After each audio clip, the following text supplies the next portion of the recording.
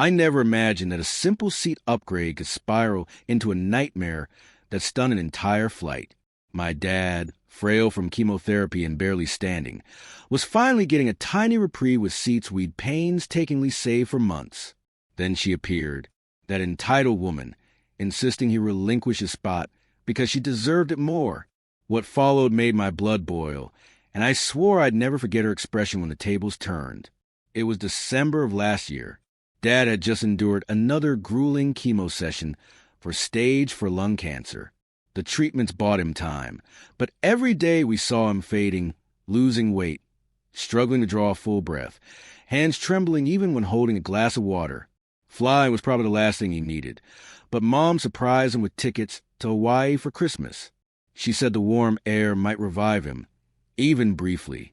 Every extra dollar went to premium economy seats with legroom, because a standard seat left him in agony. We arrived early at the gate, wheeling Dad in a medical chair, oxygen tank strapped to back like an awkward accessory. He tried to smile, tossing bad dad jokes to keep our tears at bay, but I could see the fatigue in his eyes. Boarding began, and we were in the first group, priority medical. I helped him stand, arm around his waist, slowly guiding him down the jetway. People offered sympathetic smiles, some murmured blessings. It felt like the world understood. We reached our row. I stowed the oxygen beneath the seat ahead and got Dad settled with pillows and blankets. He leaned back, eyes closed, finally easing into comfort.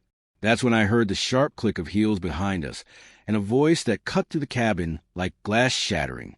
"Excuse me, those are my seats." I turned to see her, a middle-aged woman, designer sunglasses indoors, dripping in gold, dragging an oversized carry-on like it was a crown.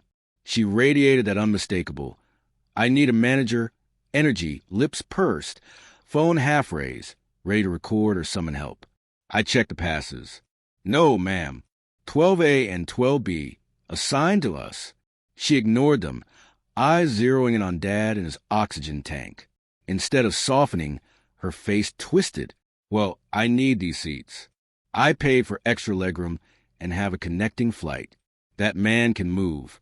He looks fine to sit farther back." Mom gasped. I felt heat surge through me. Dad looked down, ashamed, suddenly a burden. A flight attendant started approaching, noticing the tension. But Karen wasn't finished. "I'm not asking," she snapped louder. "Move him now, or I'll have you removed for causing a disturbance." She gestured at Dad like he was baggage. Passengers whispered. One man looked ready to intervene, but she glared, silencing him. Then she tried to lift Dad's armrest as if to shove him aside. "Ma'am, please don't touch him," I said, voice shaking.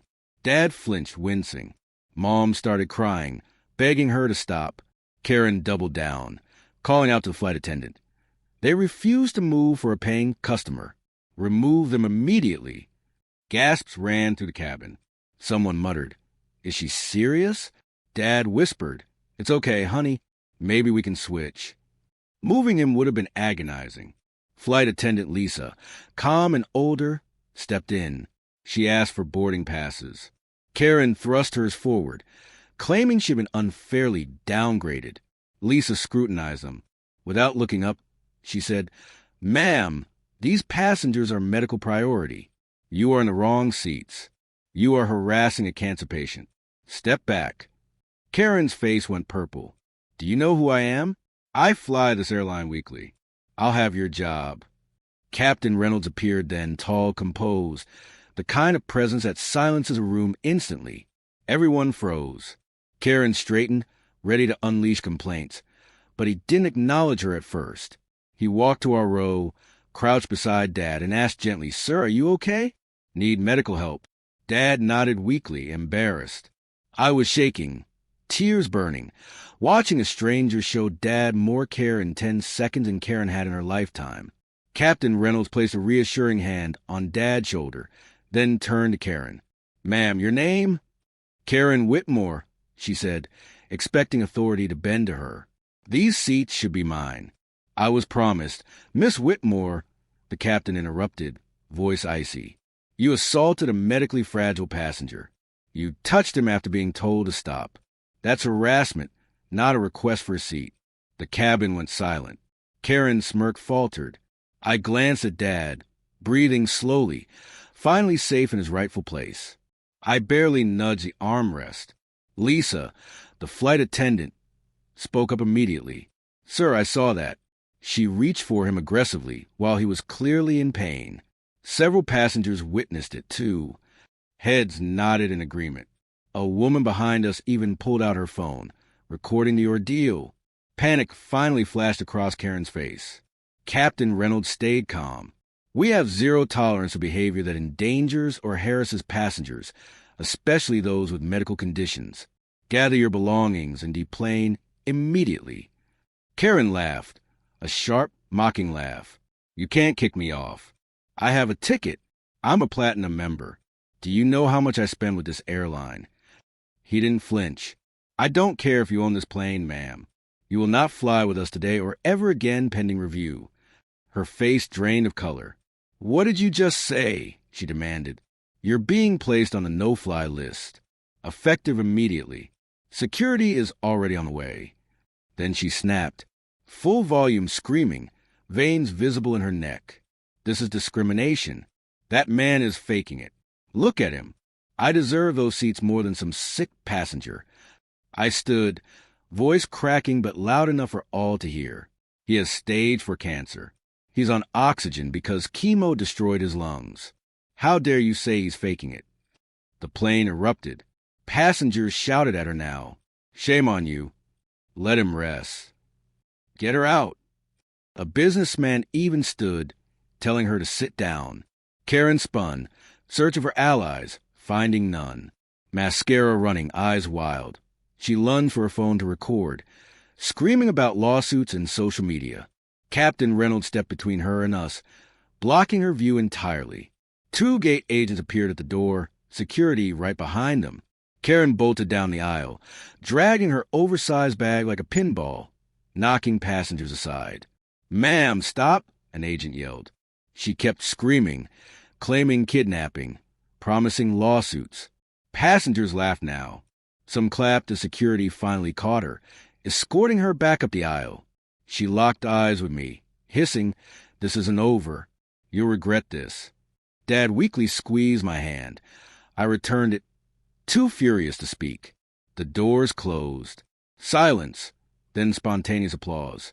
People cheered the crew, thanked them, apologized for what we'd endured. Captain Reynolds returned, knelt beside Dad again. "Sir, on behalf of the crew, I'm deeply sorry. No one should be treated like that." He smiled. "We're going to make this right." I didn't understand until he stood, addressing the cabin. "Ladies and gentlemen, we'll be underway soon. Meanwhile, this family is invited to join us up front." My heart stopped. Could he mean? He did. Flight attendant arrived, gently moving Dad. Lisa wheeled the oxygen tank carefully, another supporting him under the arm. The cabin watched in silence, some wiping tears, others gently touching Mom's shoulder. It felt surreal, like a movie where kindness finally wins. First class revealed a full suite for the long haul. Private pod, lie-flat bed, noise-canceling walls, huge screen, space for Dad to stretch. Dimmed lights, warm blankets, pillows, and a menu ready to fulfill any request. Dad's eyes lit up, voice whispering, "Son, I don't know how to thank you." Captain Reynolds smiled. "Sir, you've been fighting battles most of us can't imagine. You deserve a quiet place to rest." He turned to Mom and me. "Your family flies first class for life on any route we operate. That's already processed."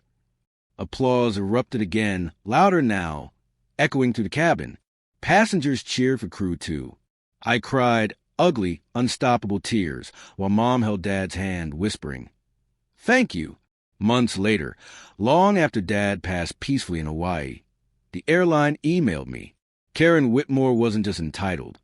She was a former mid-level executive at a rival airline, fired years ago for bullying staff and passengers. That day wasn't her first incident, but it was the one captured on multiple passenger videos that went viral. The airline banned her for life, reported her to the FAA, and now she faces lawsuits from past victims. Dad never saw the full fallout. He passed believing the world still had good people. I hold on to that version. But knowing her cruelty was deliberate, not a random bad day, felt like justice. Sometimes the universe doesn't just give you a seat, it gives closure. Fly kindly. You never know who's battling what beside you. If you enjoyed this story, hit subscribe. Every single subscription inspires me to share more stories where ordinary people reclaim power from abuse.